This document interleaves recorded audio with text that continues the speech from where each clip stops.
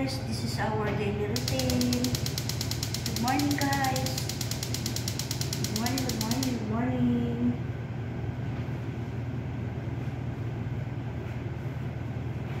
Samahan niyo ako guys sa aking pagluluto. Ito tayo ng rice. Rice with pancit. Dahil sinabi ko naman sa inyo guys, na ang rice dito sa Arab country is kinigisa. So, kailangan natin ng mantika. Initin muna natin yung pan. So, after that, pag mainit na, itong ating pancit, ito na, nakadurog-durog. Inudurog-durog natin ito guys. Ito guys. Habang pinapainit natin, so durogin natin. Isa sa recipe nila yung ganitong nilalagyan na. So, half lang nito. Hindi natin siya uubusin kasi sobrang madami kapag inubos natin yan. Alas, okay na yan.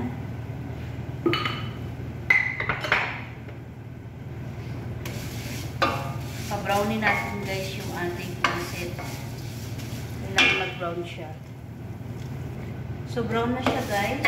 Ganyan ang gusto natin pagka-brown. Then lagay na natin ang ating sibuyas. Sabi ko naman sa inyo guys, ginigisa ang rice dito.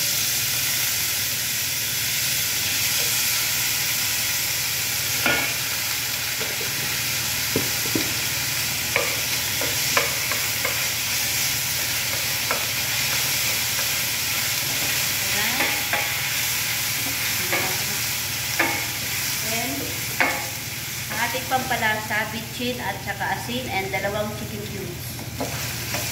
Yan yung pampalasa. Kasi kailangan natin malasa ang ating rice. So after ng gisa, pwede na natin ilagay ang ating rice. So naglagay tayo ng 2 siling habang pula, 2 lemon dry, cinnamon stick, 2, and then yung ating laurel. So, yan yung ingredients dito guys pag nagluluto. Then, lagyan natin ng hot water.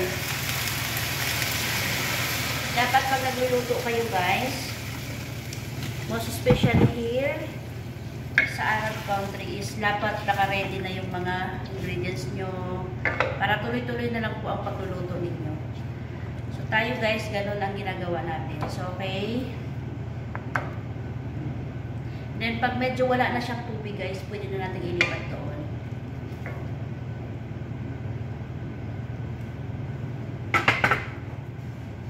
So, pwede na natin takpan. So, punta naman tayo sa another nating partner natin ng pagkain. So, proceed naman tayo sa ating next natin na lulutuin ay ito na mantika. Kunti lang na mantika. Ito ay para sa okra.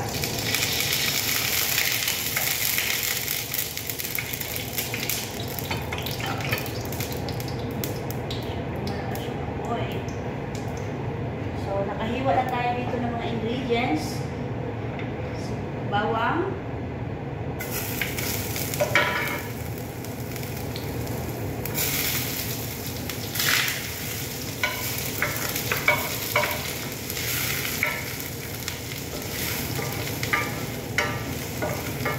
Guys, pag-isa-gisa lang. And brown na. Huwag natin sunugin yung ating bawang, sibuyas na atin.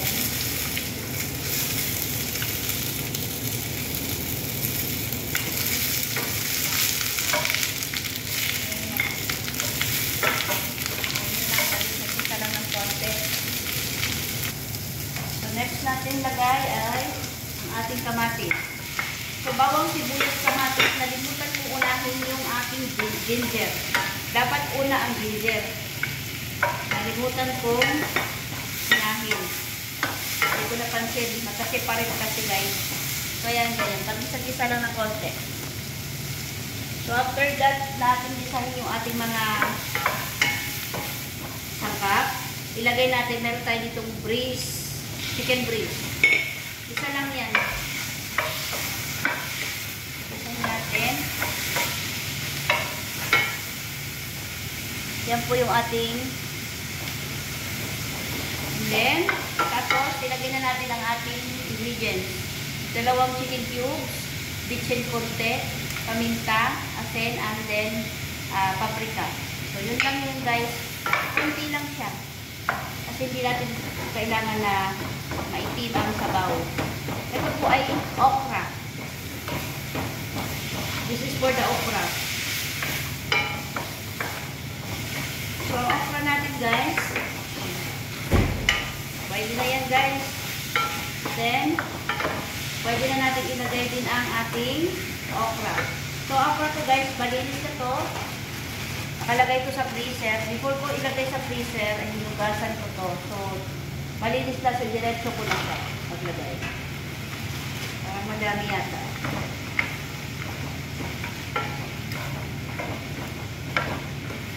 So, enough na. Kailangan natin, budget nga tayo guys eh. Pinabudget natin yung ating mga ingredients. So, hindi natin pwedeng damihan kasi para the other day, meron pa naman tayong maluluto. Ganun po tayo ka-budgeting. So, lagyan natin ng konting tubig. Lagyan natin ng tubig. So, pag malambot na yan, okay na siya guys. Yan, ganyan lang siya guys. So, pag lumambot na yan, malambot na yung ating okra, okay na yun. Then, tikiman time. So, tama lang yung alat. Ayan, konti. Tama lang yung alat, guys. So, takpan na natin siya, guys. Simmer natin ng half hour. So, tingnan natin, guys, ang ating rice. Dito naman tayo sa ating rice. So, okay na ang ating rice. Maganda na siya. So, dagdagan pa natin ng konting tubig. Kasi si nanay, nagre-reklamo sa rice ko, hindi daw malambot. Gusto niya yung malambot yung ating rice. So, dagdag tayo at tayo ng water. And then, after that, lipat natin doon sa gas tube para maging tipid nga. So, lipat na natin sa gas tube, guys. Proceed na tayo sa another nating cooking.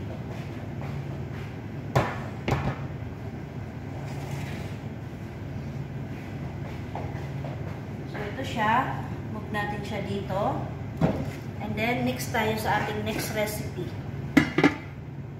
So, ito guys, nakahiwa na lahat yung ating mga ingredients. Lagay na natin ang ating sibuyas.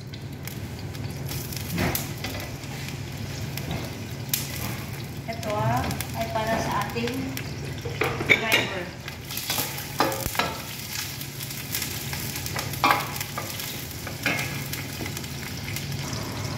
So, next yung ating mati.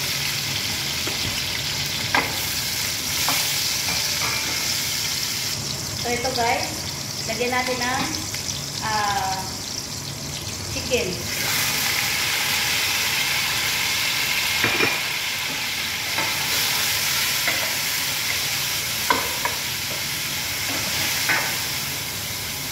So, ang chicken natin guys, ito yung pinag-alisan ng ating, inalis ko yung hita, yung lower part, inalis ko din yung ribs, and then yung mga buto, yung pinag-alisan ko, ito na yun, igigisa ko siya sa gulay. So, dahil budget nga tayo guys, para, budget nga, masyado na yun ang ating ingredients. So, pagkatapos natin masakot siya ang ating mga manok, at ang, lagay na natin ang lahat ng ating spices. So, andyan ng paprika, litchin, asin, at cardamom. So, yun yung mga spices nila. Ayan, ganyan guys, isa ng gisa. And then after that, pwede na natin ihulog ang ating gulay. So, halo-halo na po siya guys, ng gulay. Sama na natin lahat. Kasi parehas naman silang mga matitigas. Ayan. guys ay para sa driver. Yung gulay na to. Pag niluluto na ito, para ito sa driver. Itong gulay na to. So, ganun lang guys. Ganun talaga. Kailangan natin mag-budget sa kusina. Kasi hindi naman pwede lahat natin ay tutuin. So, kailangan po natin iba-ibahin. So, takpan muna natin. I-give natin mga 5 minutes. Ano natin? Takpan natin. Simmer natin ng 5 minutes. And after that, 5 minutes pwede natin lagyan ng tubig na mainit. So guys, maglagay ako ng talong. Lagay natin yung talong. Sayang naman.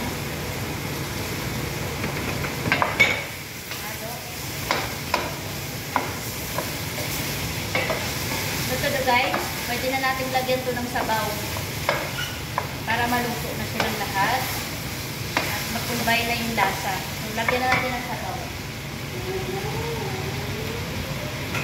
Guys.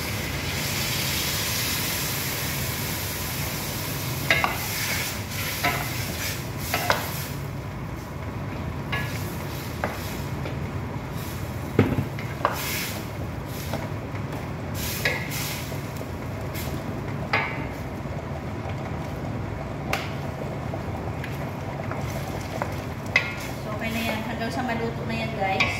Okay na yung sabaw. Then tikpan natin yung lasa kung okay na ba siya guys. Then pag after, ganito ang pagtikim sa hindi natin pwedeng ganito. So ganyan. Okay na yan siya guys. Pero medyo nakulangan na ako ng konti. Lagyan ko siya ng konting asin lang. Tsaka paminta.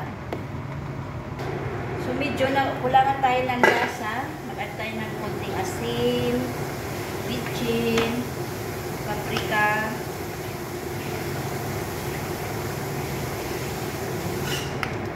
And then, konting asin. Konti lang. Then, ating spices. Mag-add pa pala ako ng paminta. So, yan. Okay na yan siya, guys. Hanggang sa maluto.